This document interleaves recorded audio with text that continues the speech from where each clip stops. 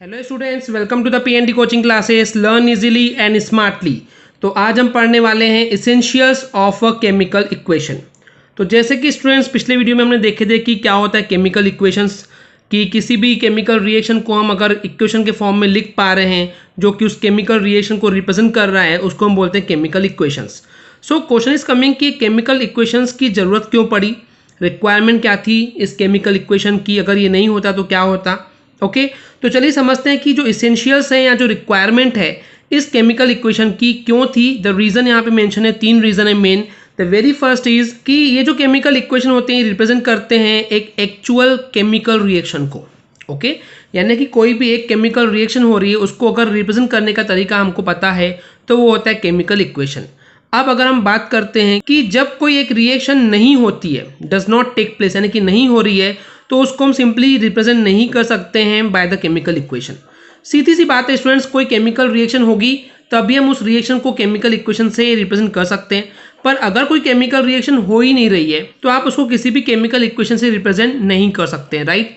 Second point है कि ये जो केमिकल इक्वेशन होती है वो हमेशा कैसी होनी चाहिए, बैलेंस्ड होनी चाहिए। अब यहाँ पे केमिकल इक्वेशन का बैलेंस होने का मतलब ये है स्टूडेंट्स कि टोटल नंबर ऑफ एटम्स जो है, बहुत सारे सब्सटेंसेस के एटम होते हैं, ओके तो ये इन्वॉल्व होते हैं दोनों साइड पे। तो यहाँ पे क्या बोला गया है, जब एक केमिकल रिएक्शन हो रही है, केमिकल रिएक्शन के लेफ्ट वाले पार्ट को हम बोलते हैं reactant, okay and right side पे जो हमको नया प्रोडक्ट मिलता है उसको बोलते हैं प्रोडक्ट।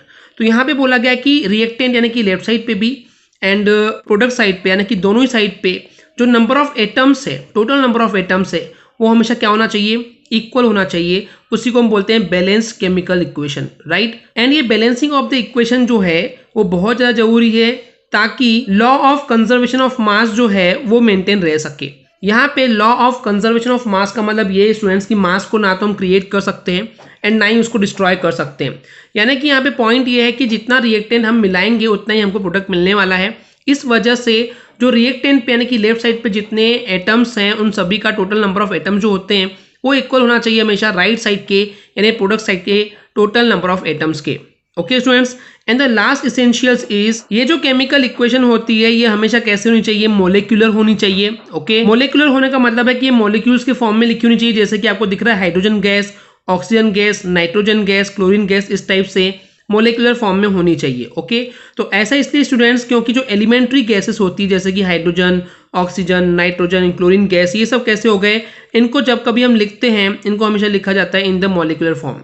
ओके यानी कि H2O2 N2Cl2 इसी फॉर्म को बोलते हैं मॉलिक्यूलर, राइट। आपको पता है कि मॉलिक्यूल क्या होता है, जब दो एटम्स हैं, दो से ज़्यादा एटम्स मिलते हैं तो मॉलिक्यूल्स बनते हैं। तो यहाँ पे भी वही हो रहा है कि hydrogen gas, oxygen gas, nitrogen gas, chlorine gas, इसमें आपको दिख रहा है कि दो दो एटम्स जुड़ रहे हैं, hydrogen, oxygen, nitrogen and chlorine के, तब जाके हमको ये गैसेस मिलती है। तो ये थे कुछ essentials of the chemical equations. I hope clear हो गया होगा।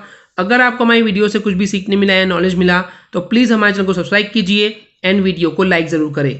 आज के लिए इतना ही, थैंक यू।